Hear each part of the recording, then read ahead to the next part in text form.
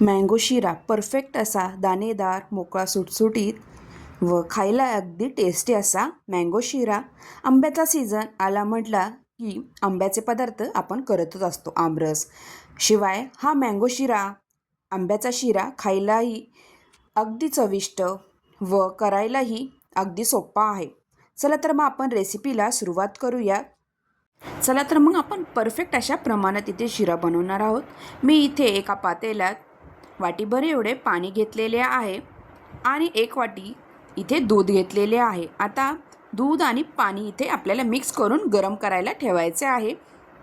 तर मी साईडला हे पातेलं ठेवून गरम करायला ठेवलेले आहे. तोपर्यंत आपण इथे साईडला रवा भाजून घेऊयात. तर पॅन थोडंसं गरम झालं की त्यामध्ये इथे आपल्याला तूप घ्यायचं आहे. आता तूप इथे आपल्याला इथे घट्टसर तूप आहे, तर पातळ घेतलं तर अर्धी वाटी इथे आपल्याला तूप लागणार आहे. तर मी थोडंसं इथे तूप टाकलेलं आहे. नंतर बाकीचं राहिलेलं तूप वाटीतलं ते नंतर आपल्याला लास्टला टाकायचं आहे. तर तूप चांगलं वितळलं गेलं की त्यामध्ये आपल्याला इथे मी वाटीभर एवढा रवा घेतलेला आहे, जो आपण उपमा शिरा करायला वापरतो. एकदम बारीकही रवा नाही घ्यायचा, मीडियम साईजचा रवा आपल्याला इथे घ्यायचा आहे. आता हा रवा आपल्याला इथे चांगला इथे भाजून घ्यायचा आहे. छान असा कलर रव्याला सुटस तोपर्यंत इथे भाजून घ्यायचा आहे. तर मंद आचेवरच मी 5-10 मिनटं हा रवा चांगला इथे भाजून घेणार आहे. तर रवा इथे आपला परफेक्ट असा भाजला गेला आहे की नाही ते तुम्ही तो बघू शकता. तूप इथे रव्याला सुटायला लागलेला आहे साईडला, म्हणजे आपला इथे रवा चांगला भाजत आलेला आहे. आता इथे आपल्याला काही ड्रायफ्रूट मी इथे बारीक चिरून इथे यामध्ये टाकणार आहे. तर ड्रायफ्रूट टाकल्यानंतर पुन्हा आपल्याला या रव्यामध्येच ड्राय रोस्ट करून घ्यायचे आहे. तर छान इथे रवा आपला इथं भाजत गेलेला आहे. आता मी इथे 2 हापूस आंबा घेतलेला आहे. आता ह्या हापूस आंब्याचे आपल्याला पल्प काढून मिक्सरमधनं बारीक असं पेस्ट करून घ्यायची आहे, बारीक करून घ्यायचं आहे. वाटीभर एवढा मँगो पल्प निघल एवढा आपल्याला बारीक इथे पेस्ट करायची आहे. आता मी इथे हापूस आंबा घेतलेला आहे. तुम्ही हापूसऐवजी दुसरा आंबा घेतला तरीही चालेल. तर अशा प्रकारे पल्प काढून मिक्सरमधनं मी बारीक करून घेणार आहे. छान इथे मँगोला कलरही आहे आंब्याचा, आणि शिरा बनवताना आपल्याला एक्स्ट्रा कलर वगैरे टाकायची गरज नाही. मुळात आंब्याचाच कलर त्या शिऱ्यामध्ये उतरतो. आता अशा प्रकारे इथे पल्प मिक्सरच्या भांड्यात मी काढून घेतलेला आहे सगळा. आता साईडला आपला इथे रवाही चांगला भाजला गेलेला आहे व आपण जे दुधाचे आणि पाण्याचे मिश्रण गरम करायला ठेवले होते ते आता हळूहळू करून आपल्याला ह्या रव्यामध्ये टाकून ते मिक्स करून घ्यायचं आहे.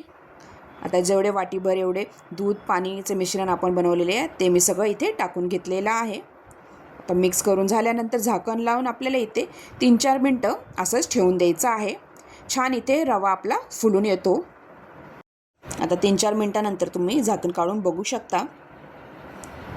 छान इथे रवा फुलला गेलेला आहे. पुन्हा मिक्स करून मी पुन्हा अजून 2-3 मिनटं हा रवा असा झाकण लावून ठेवणार आहे. आता जो आपण परफेक्ट अशा प्रमाणात हा मँगो शिरा बनवणार आहोत, इथे गार झाल्यानंतरही हा रवा शिरा अगदी दाणेदार राहतो, कडक वगैरे होत नाही. आता मी इथे अर्धी वाटी इथे साखर यामध्ये मिक्स केलेली आहे. तर साखर टाकल्यानंतर पुन्हा ह्या रव्याला पाणी सुटते साखरेचे. आता ह्यामध्ये थोडंसं मी इथे मीठ टाकणार आहे, चिमूटभर एवढे. आता गोड पदार्थ करतो म्हणले त्याला टेस्ट येण्यासाठी आपण कोणताही गोड पदार्थ करताना आपण थोडंसं मीठ टाकत असतो. तर मीठ टाकल्यानंतर पूर्ण इथे मिक्स करून घ्यायचं आहे. छान इथे रवा आणि साखर चांगली मिक्स झालेली आहे. तर पुन्हा इथे झाकण लावून 1-2 सेकंद आपण ठेवूयात. पूर्ण साखर इथे मेल्ट होते. तर पुन्हा झाकण काढून तुम्ही बघू शकता मस्त इथे रवा फुलला गेलेला आहे, छान इथे मोकळा झालेला आहे. आता इथे आपण जी मँगोची प्युरी बनवलेली आहे ती इथे वाटीभर एवढी इथे मँगो प्युरी झाली आहे. आता ही मँगो प्युरी आपल्याला यामध्ये टाकून द्यायची आहे. तर पूर्ण वाटी मी पुसून यामध्ये टाकणार आहे. आता मँगोचा आपण जो रस काढलेला आहे तो टाकल्यानंतर पूर्ण मिक्स करून घ्यायचा आहे. छान इथे मिक्स झाल्यानंतर आपल्याला पुन्हा 1-2 मिनटं हे झाकण लावून असंच ठेवून द्यायचं आहे. मस्त इथे आपला मँगो शिरा तुम्ही बघू शकता, कलर एकदम छान आलेला आहे, एकदम मँगोचा. मँगो फ्लेवर शिरा इथे खायला एकदम टेस्टी लागतो. अगदी दाणेदार इथे शिरा आपला रेडी होतो. तर पूर्ण मिक्स झाल्यानंतर अजून 2-3 मिनटं मी असंच झाकण लावून ठेवणार आहे. तर 2-3 मिनटानंतर तुम्ही इथे बघू शकता, मस्त इथे फुलला गेलेला आहे आपला हा मँगो शिरा. छान इथे दाणेदार इथे आपला मँगोचा शिरा रेडी झालेला आहे. छानपैकी इथे आपल्याला मिक्स करून घ्यायचा आहे. आता शेवटी इथे मी सुंठ विलायचीची पावडर यामध्ये टाकणार आहे. मस्त इथे सुंठ विलायचीचा फ्लेवर येतो ह्या शिऱ्याला. आता चमच्याभर एवढी सुंठ विलायचीची पावडर टाकल्यानंतर आपण जे रवा भाजताना तूप वापरले होते त्यातलेच तूप थोडे राहिलेले आहे वाटीत, ते आपल्याला तूप यामध्ये टाकायचे आहे. मस्त आपला इथे मँगो शिरा रेडी झालेला आहे. अगदी दाणेदार इथे आपला शिरा करून होतो व चिकट वगैरे होत नाही आपण जे प्रमाण वापरलेले आहे. व गार झाल्यानंतरही तुम्ही ठेवल्यानंतर ह्या शिऱ्याचा गोळा होणार नाही.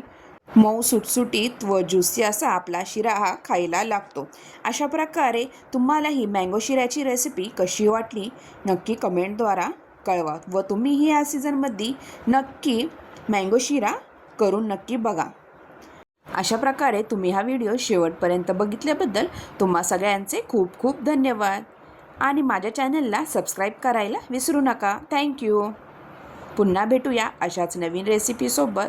तोपर्यंत तुम्हा सगळ्यांना बाय बाय.